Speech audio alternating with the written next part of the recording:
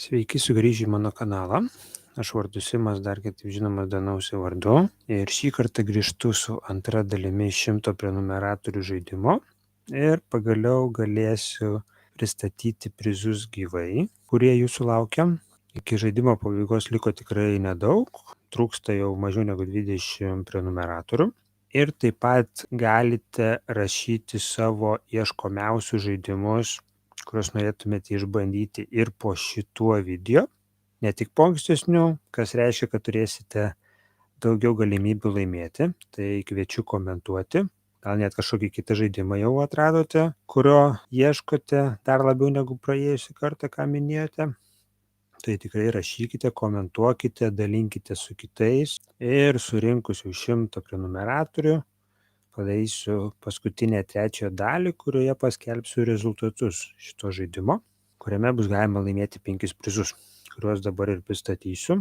Tai pradėkime nuo pačio mažiausio prizo, tai kaip minėjau, bus dizainerio pasirašyti komponentai, Jamie Stigmairio pasirašytos kortelės su jo parašu. Bus galima pasirinkti iš kelių variantų, tiesiog originalios to žaidimo kortelės. Tik skirtumas tas, kad yra dizainerio parašas pasirašytas ranka su markeriu ant kortelės. Tai toks būtų vienas iš prizų. Toliau kitas, kurio bus netgi 2 vienetai, tai yra kaip papildymas komponentų kiekvieno žaidimo, kur būtų galima pasinaudoti kiekvienam žaidime ar susidėti kažką ir panašiai. Tai turėjau omenyje dice bagus, tai va turiu irgi pačių įvairiausių, tai 2 laimingiesiems padovanosiu po vieną bagą, tai irgi bus galima ar spalvą pasirinkti, ar kas patogiau, nes čia yra ir mažesni, ir didesni, ir spalvos skirtingos, tai tikrai manau surasti, ką sudėti, ar kokius tokenus, ar kauliukus, ar kažką panašaus. Tai tokie mažieji prizai. Ir dabar jau žaidimai, apie kuriuos trumpai kalbėjau, tai dabar parodysiu vieną iš mėgstamiausių Tomo Veselio kortų žaidimų. Tai yra TCG žaidimas sukurtas labai garsios kompanijos, tai Wizards of the Coast, žinomas iš Magic the Gathering žaidimo. Žaidimas irgi skirtas 2. Skirtumas nuo Magico, kai jis yra pilnai užbaigtas ir yra padarytas kartu su Hasbro kompanija. Tai yra Transformers TCG starteris ir dar taip pat pridėsiu 2 papildymo pakuotes, kad turėtumėte kuo pasipildyti esančias kalades, nes čia yra 2 grupės, tai autobotai prieš Decepticonus, 2 žaidėjų starteris su tokiomis didžiulėmis transformerių kortomis. Tai vienas iš tokių TCG žaidimų, kuris labai tinka jaunesnio amžiaus vaikams, tai laisvai galima, nors rašo nuo 8 metų, bet laisvai tinka ir nuo 6. Tai rekomenduoju, labai paprastas, tai jeigu parodyti iš arčiau, kokios tos kortelės būna, tai kiekvienas valdo savo transformerius, dažniausiai nuo 1 iki kokių 4, tai vat būna va tokios kortelės, tai čia yra jo jau, kaip pasakyti, humanoidinė forma, taip pavadinkime.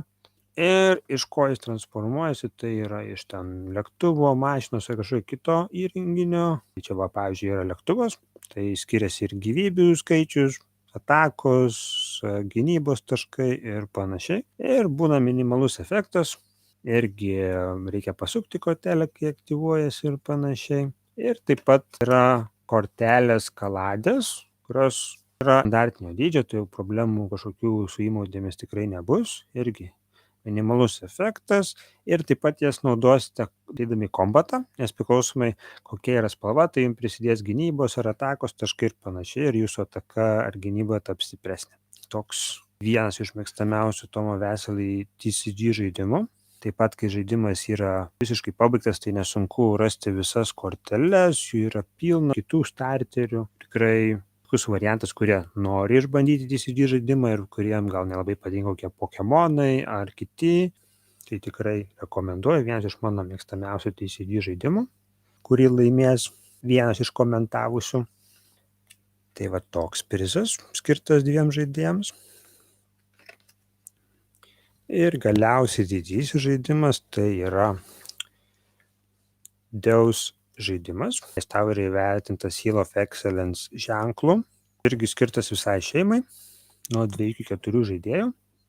Nesudėtingas, paprastas, neturintis kažkokio teksto, tik simbolika, irgi neužtrunkantis daug laiko, realiai iki 1,5 valandos. Nors rašo nuo 14 metų, bet tikrai galima žaisti ir nuo 10. Čia jau priklauso nuo pačių vaikų imlumo stalo žaidimams. Savo metais buvęs vienas iš populiariausių, turintis ir expansioną, kurį gal kartais sunkiau galima rasti, bet vis tiek juos reprintina, kaip ir patį Dėl žaidimą. Tai irgi vienas iš tokių geresnių pasirinkimų visai šeimai, mano nuomonė. Tokį žaidimą galima laimėti žaidime.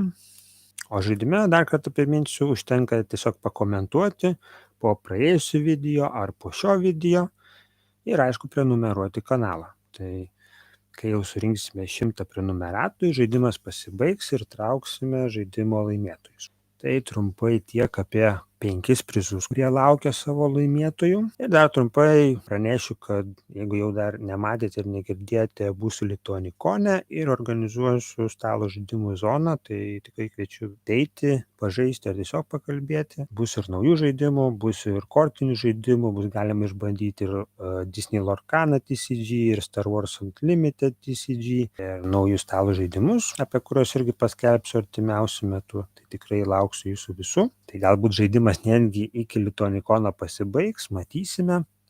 Ir kol kas tiek. Ačiū už dėmesį. Tai susitiksime tada kitame video. Iki.